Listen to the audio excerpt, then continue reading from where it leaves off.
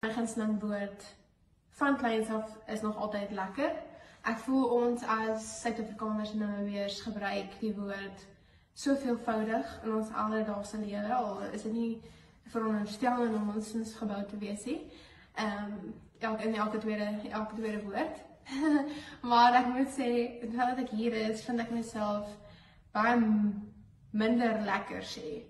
Want in die Nederlandse taal gebruik dit net in ons op so 'n manier dat dit moet gebruik. En ek voel ons as 'n kultuur en as ons taal wat Afrikaans is, gebruik ons dit so veelvoudig, ons gebruik dit so maklik.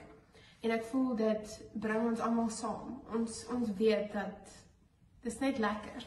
So my gunsteling woord is lekker. Die Afrikaanse woord wat ek die meeste van nou en baie gebruik is onverkwiklik. En ek gebruik dit omdat dit beduidend is van 'n gesprek, dis 'n onverkwiklike gesprek. Of die gebeure was onverkwiklik geweest of die toestand is onverkwiklik.